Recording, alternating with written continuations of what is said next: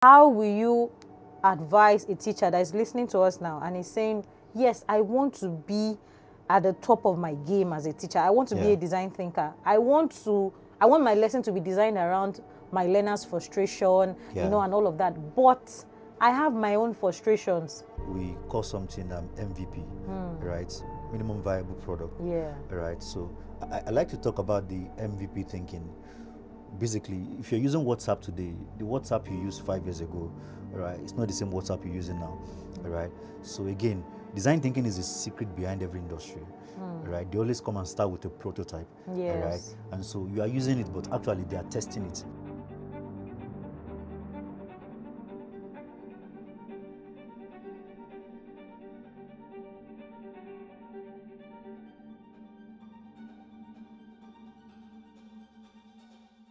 The world is changing very fast, but will our schools catch up or crash? Welcome to K-12 Beyond 2030, where we will be discussing rethinking education for the economy of tomorrow and the future of education. Today's episode is about design thinking for African teachers. And we will be driving this conversation with the first question. I am here with the one and only Bio GPT. Welcome and thank you for having me. I should be saying thank you for Oh my having me. God. All right. So the first question I'd like us to use to drive this conversation is we've been hearing about design thinking in education and all of that, which is great. But let's look at it from the perspective or from the angle of the Nigerian teacher. Okay. If Nigerian teachers were like a product, would you invest in them? Do they have the kind of, product features, right? What are the missing mindsets? What are the missing features now in form of mindsets that would not allow you invest in African teachers when it comes to design thinking? Yeah, thank you. Very important question, and that's why, would I invest? Kind of relative, of course. I know I've seen teachers in Nigeria, just like yourself, who have embraced design thinking, who have seen themselves doing more than just the conventional, teaching subjects, going just beyond subject mastery and thinking around, higher value, right? Even in the value chain, right? We've seen teachers like that. So I think we have a mix of that even here in Nigeria. And what we are saying is that teachers have to embrace design thinking. And the reason is because it sort of like just positions you, right, to properly nurture the coming generation. You can be a great teacher, but you are not a design thinker. You can be very good at teaching, doing the job, right, but a great teacher will always produce a great student. But it takes a design thinker to raise a problem solver. Where we are in Nigeria, where we are in Africa, so when you see numbers like 11 million young Africans enter the market annually, only 4 million formal jobs are created. When these organizations are throwing up these numbers, African Union, African Development Bank, these numbers, you are like, how do we solve this problem? Because what even makes it more serious is the compound effect, year on year, right? So there is a dire need right now for problem solvers, for creators, right? And that work starts from K to 12. And the people that are responsible for nurturing those that will solve this problem are the teachers. Exactly. This is why we need teachers to evolve, to become design thinkers, because it puts on you that mindset, that new way of seeing things, right?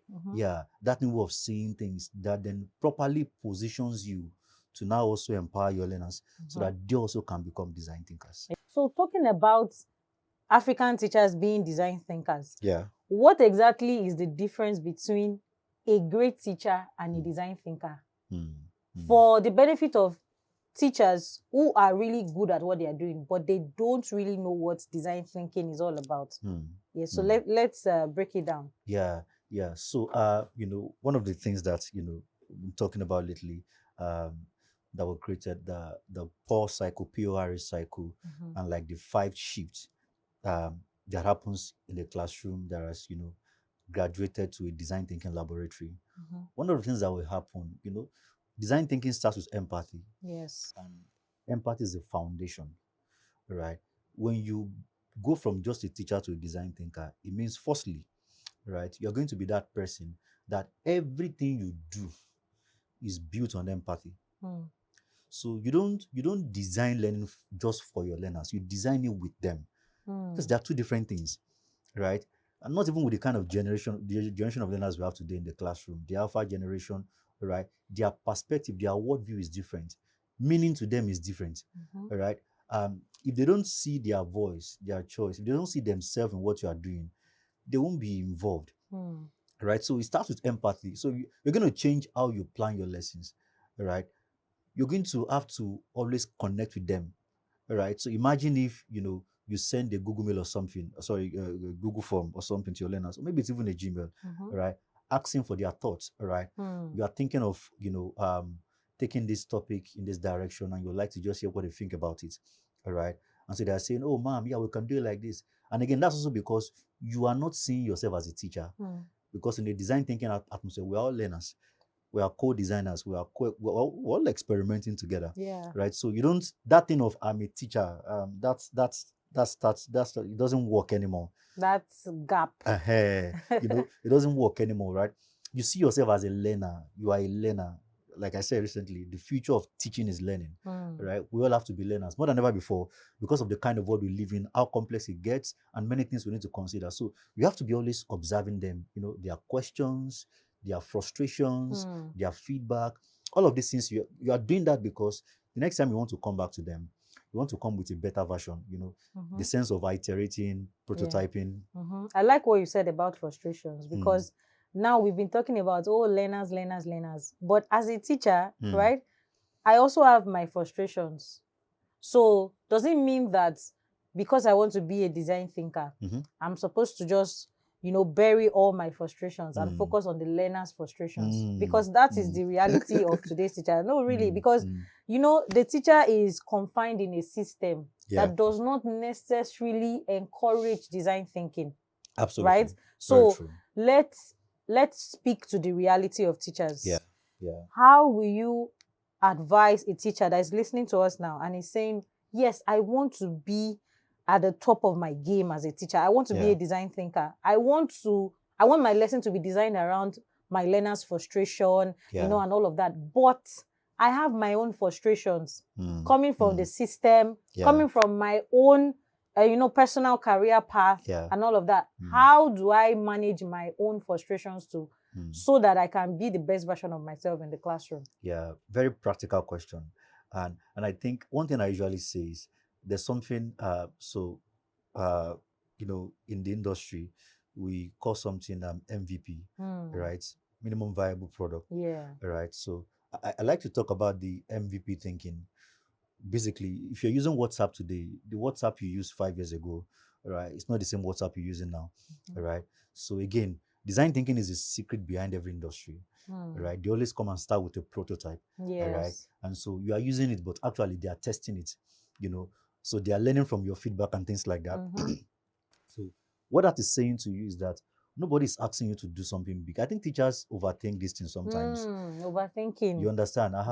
So you are looking at something big that you have to do that will just transform everything. No. Design thinking says you're going to start with your prototype, which is just a simple version of something that is low risk, low cost.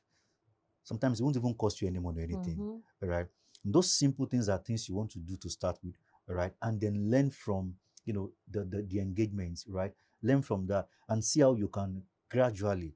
And about teachers' frustration, you want to be as real as much as possible, because what is happening to you today is what will also happen to your learners in the future as well. Teachers are not don't try to don't cover it.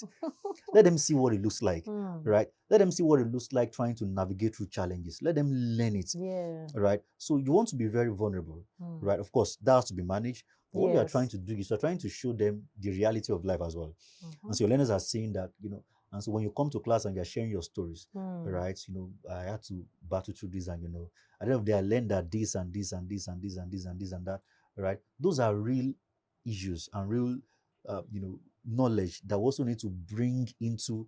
So the curriculum is just that guide is just one part of the equation, right? Beyond, and that's why I always like to say that when you come to the classroom, don't come as a teacher. Put that in aside, right? Come as a person, right? Because the part of you that is a learner is more important to your learners than the part of you that is a teacher, where you are talking about the things you are learning, right? As you deal with issues, right, and stuff like that. So they are seeing, that impact is more valuable than even just this what you are trying to do, maths or English. They can learn that Yeah. without you. They can learn They that can learn without all you. the They definitions, the can learn it. steps, They can 5 learn it. benefits, They can 10 learn it. strategies, and They all of can learn that. it.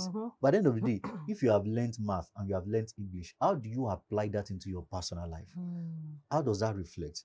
So I think that's where teachers must understand the fact that one, be real, right? And nobody's asking for something very big. Start very small. Yeah. The prototype. Always think of everything you are doing as a prototype, right? Learn from the engagement and go back to the table and keep asking yourself, what can be the best version of this? Yeah.